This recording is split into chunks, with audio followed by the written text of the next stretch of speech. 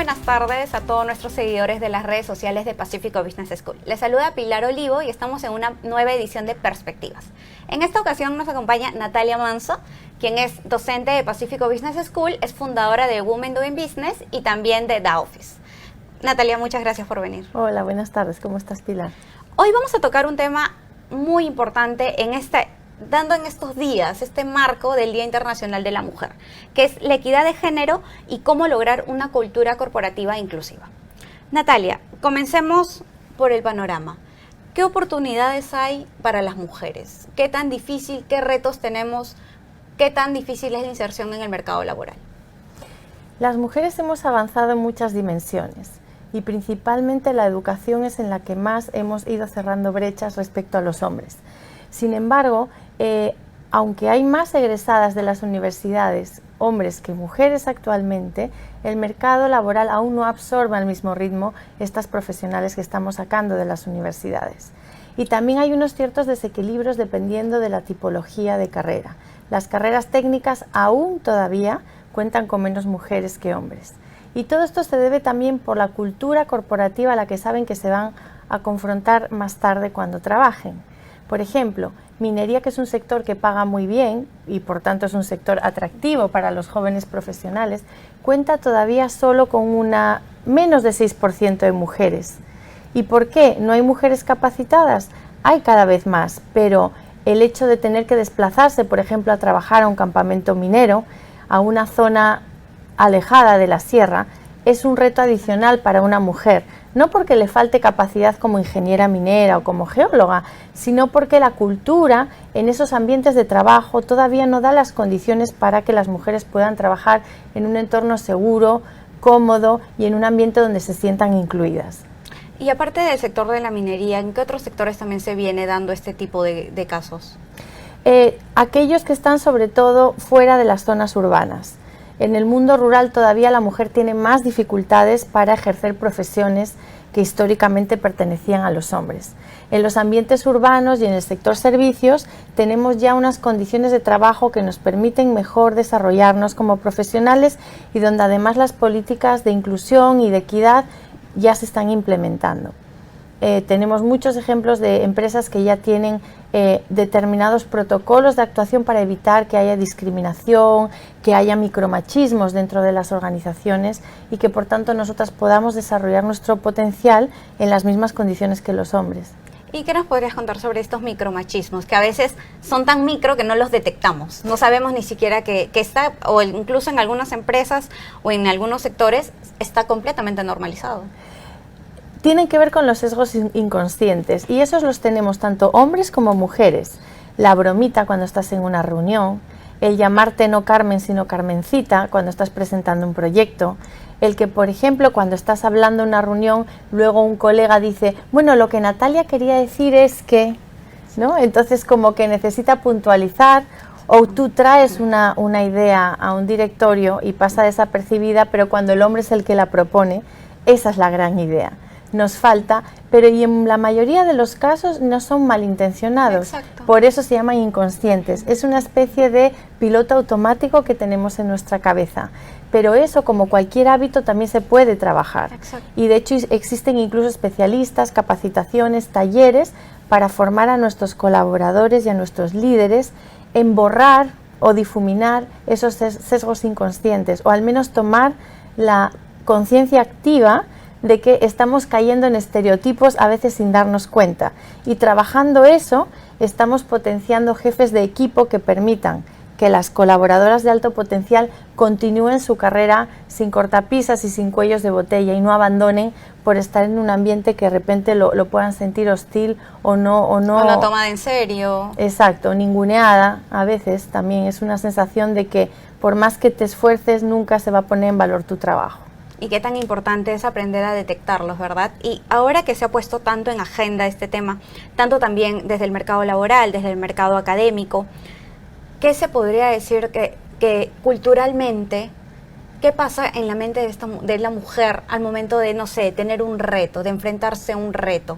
Aún enfrentamos quizá un poco la dificultad de vivir en un entorno donde quizás si alguien hace algo, la mujer tiene que hacerlo en voz más alta, lo tiene que darse el doble de esfuerzo por sustentarlo. Entonces, ¿cómo podría una mujer que está afrontando actualmente este tipo de dificultades afrontar eso?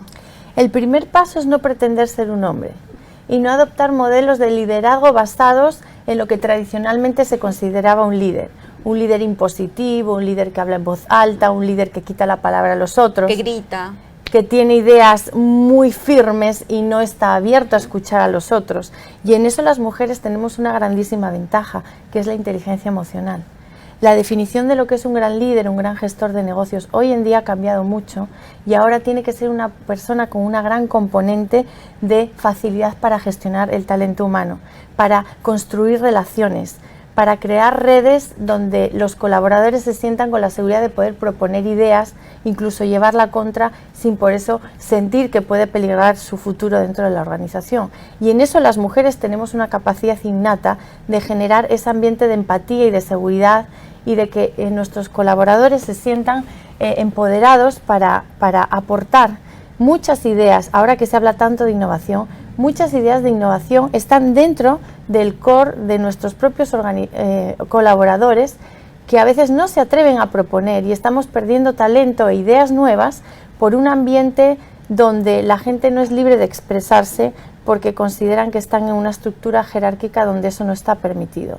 El estilo de liderazgo femenino apunta mucho más a esas habilidades blandas que generan un ambiente mucho más creativo e innovador. Por tanto, tenemos una oportunidad de crear o repensar un nuevo modelo de lo que es un gerente general, un miembro de un directorio, un líder, ¿no? Entonces, primer paso, no copiemos estereotipos masculinos, porque sería tanto como pretender ser lo que no somos, y no somos hombres. Y justo eso también te iba a tocar. Ahora el tema, viéndolo desde el otro lado de la moneda, cuando existe este chip dentro de los hombres que sí realmente se comprometen y toman en serio este tipo de problemática. ¿Qué tan cambio, qué distinto se ve la empresa cuando realmente existe este compromiso? Absolutamente, y hay muchos, y creo que cada vez hay más, porque además hoy en día tenemos un problema de captación y retención del talento. De hecho, todos los gerentes generales se quejan de lo mismo.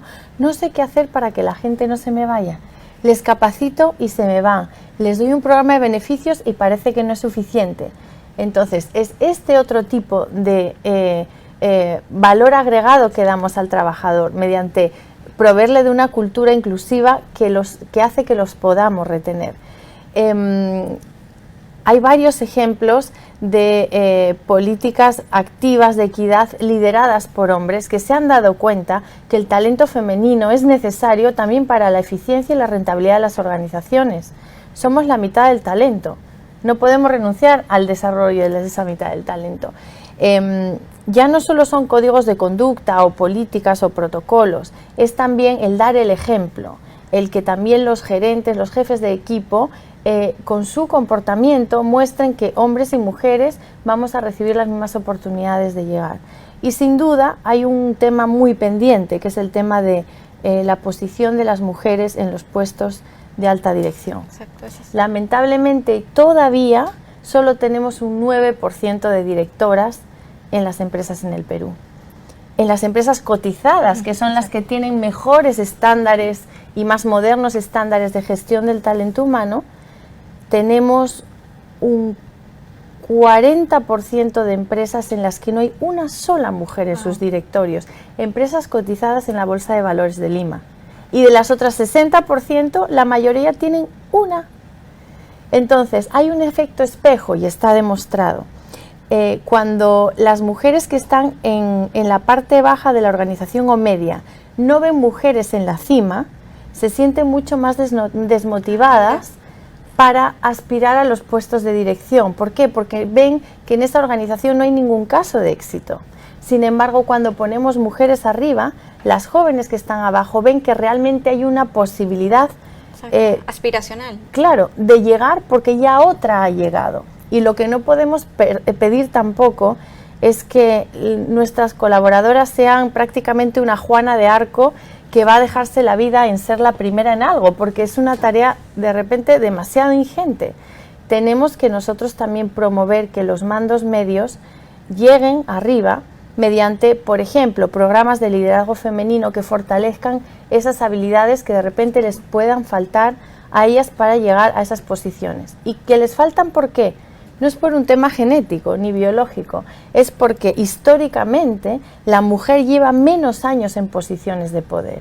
Entonces tenemos como que una mochila menos cargada de horas, de kilómetros de experiencia, que nos hace que nos falte a veces un poquito de cancha o de años de estar en ese tipo de ambientes y que nos permita llegar arriba. Entonces es reforzar las habilidades, capacidades y competencias de los colaboradores en función de sus carencias, por ser hombre o por ser mujer, por ser más joven o por ser más adulto. De repente hay algunos colaboradores que les faltan competencias técnicas de computación, quién sabe, ¿no? Exacto. Pero no hacer programas de capacitación estándar para todos por igual, porque no todos los colaboradores requieren de las mismas necesidades, ¿sí? Entonces, considerar la equidad como, bueno, yo abro una posición y cualquiera puede postular en las mismas condiciones, no siempre es la manera activa de empujar a aquellos que históricamente se han visto relegados a ganar posición. Lo mismo ha pasado, por ejemplo,